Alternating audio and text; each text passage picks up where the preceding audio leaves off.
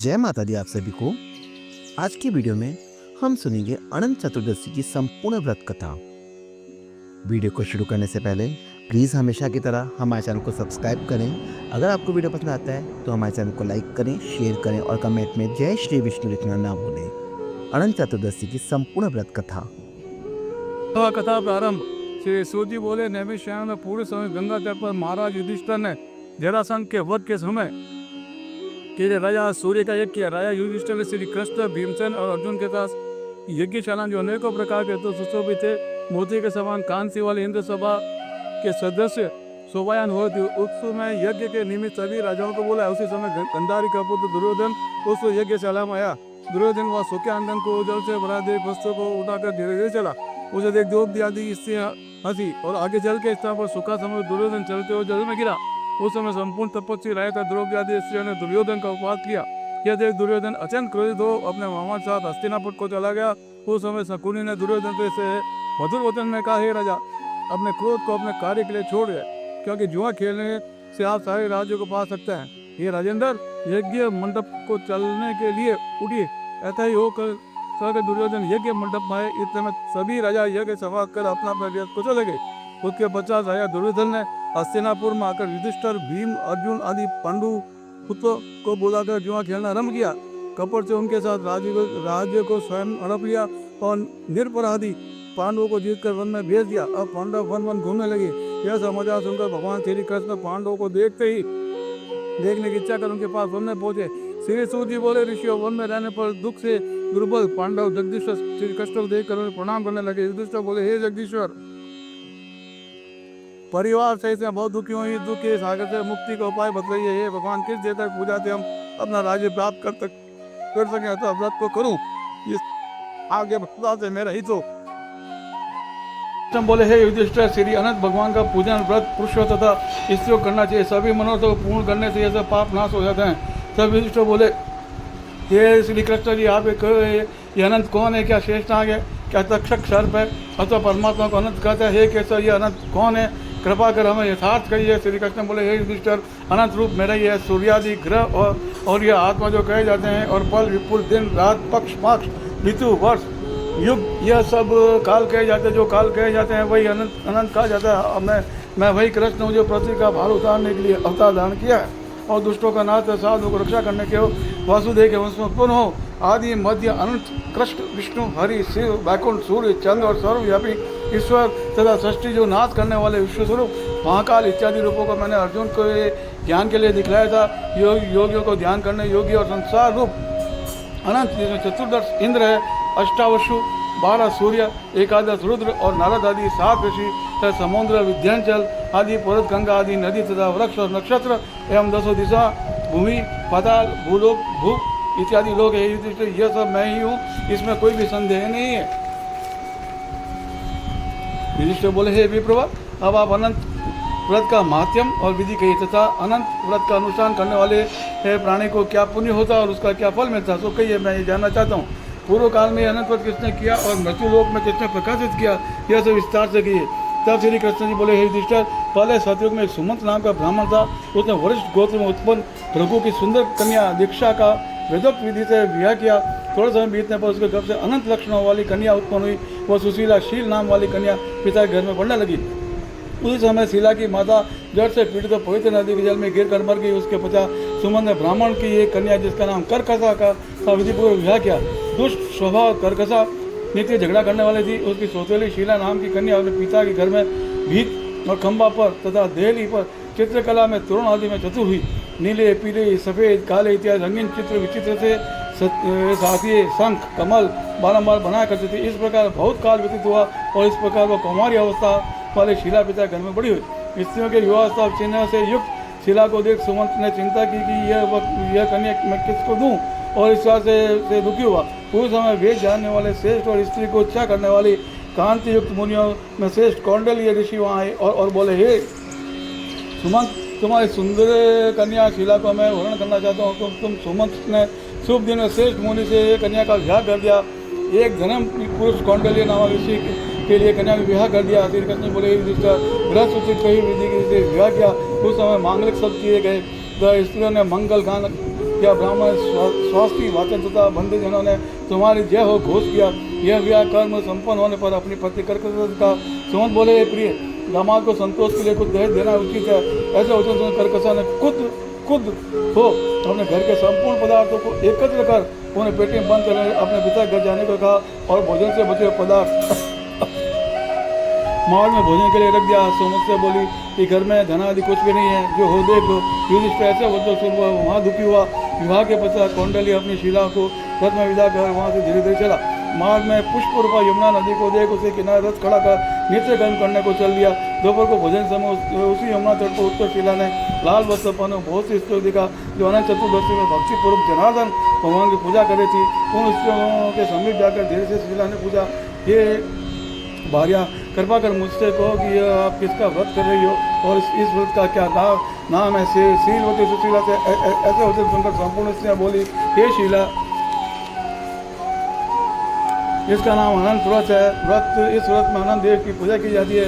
ये वचन सुन शीला बोली, मैं भी इस उत्तम व्रत को करूँगी।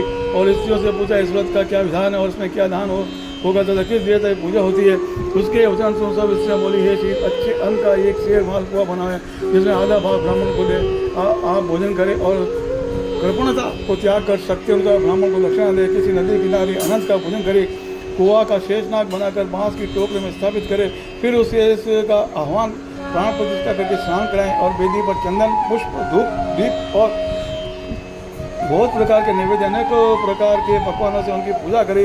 उस शेष के आगे कुमकुम से रंग उसमें 14 गांठ लगाकर उस लोड़े का पूजन कर पुरुष अपना दाएं हाथ में तरह से अपने बाएं हाथ में मानते समय यह मंत्र पढ़े, हे वासुदेव, इस संसार रूपी सागर में डूबते हुए मेरा उद्धार करो। ऐसा श्री अनंत सूत्र है, उसके लिए मेरा नमस्कार है।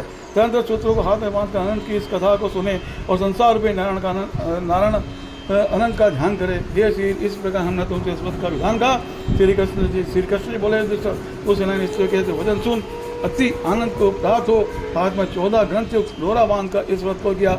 मार के अर्थ जो भोजन दिया गया था आधा ब्राह्मणों को खिलाया।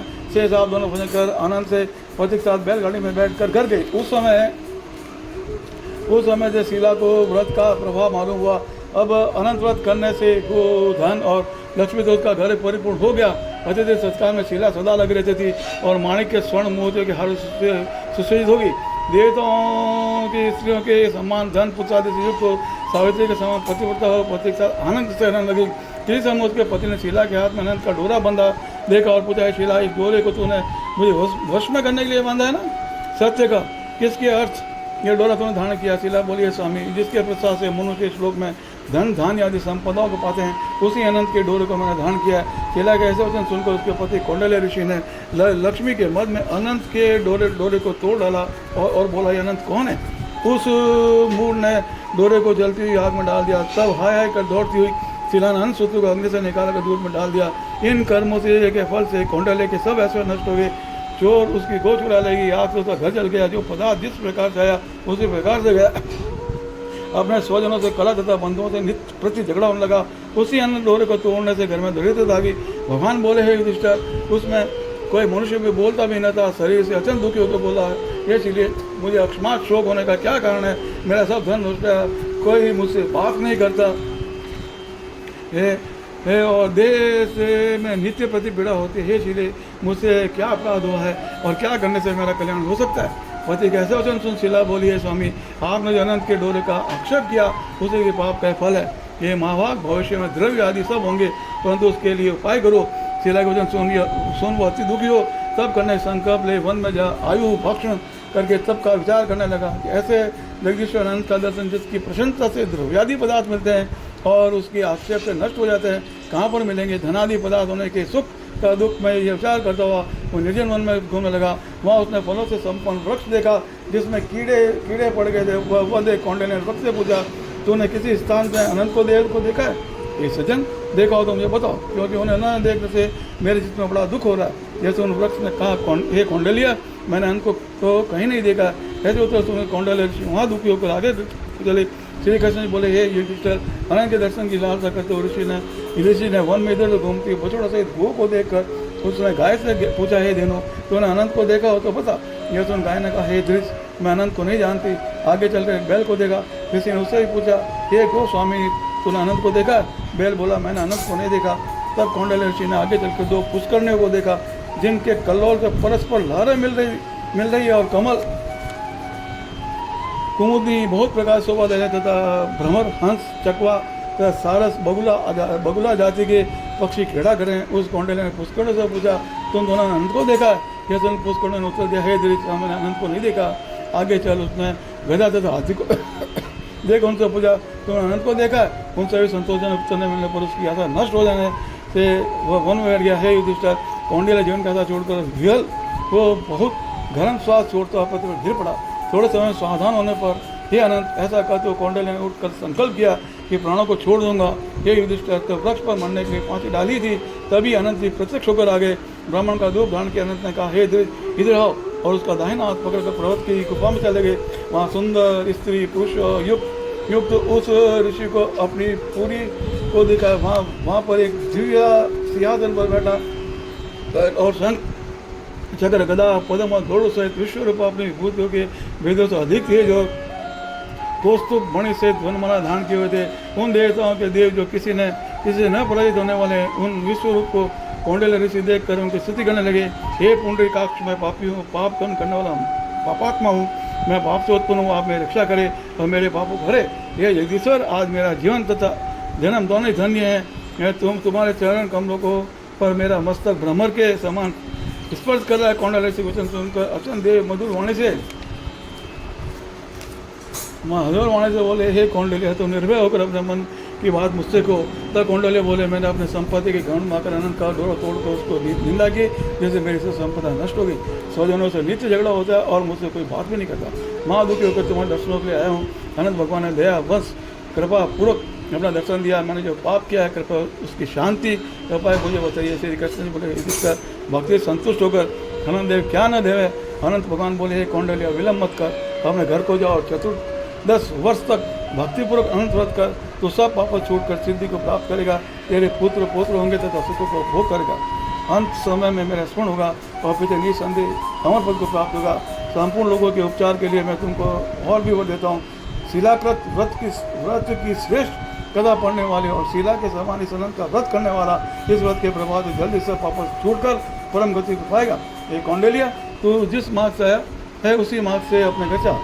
तो कौंडिल्य बोला, स्वामी, मैंने वन में घूमते एक आश्चर्य देखा हुआ, आपसे पूछता हूँ, कृपा कर आप उत्तर दीजिए। जो आम, वृक्ष, गो, बैल, कमल आदि से शोभायान, पुष्करणी, गदा और हस्ती है देवी, यह सब कौन है? आप इन सूत्रों का वृतांत मुझसे कहिए। तो आनंद जी बोले, हे कौंडिल्य, आम का वृक्ष पूर्व जन्म का विद्वान ब्राह्मण है, जो विद्यार्थियों को विज्ञान दान न देने के कारण वृक्ष है। वो गो पृथ्वी है, उसने पूर्व जन्म में बीज को चुराया, और वो बैल धर्म है। धर्म और अधर्म के कारण वे दोनों पुष्करणी हुई। वे पूर्व जन्म में कोई ब्राह्मण जाति की दोनों भागिनी थी, जो धर्म करती थी, वह परस्पर करती थी।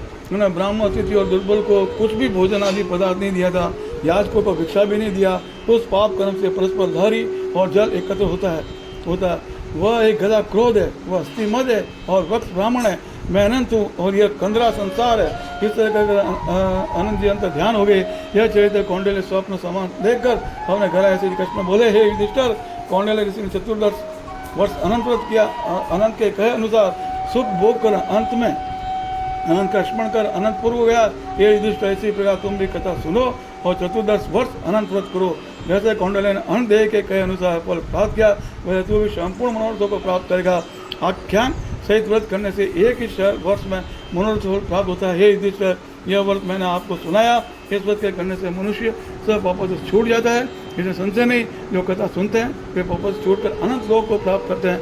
हे कुरु कुलो वह, जो भी सशुद्ध चित्त वाले मनुष्य संसार सागर में सुखपूर्वक विहार करना चाहते हैं, वे त्रिभुवन के स्वामी अनंत भगवान का पूजन करके दाहिने हाथ में सुंदर अनंत देव 14 ग्रंथि वाला डोरा बांधते हैं। जय हो, जय कथा समाप्त।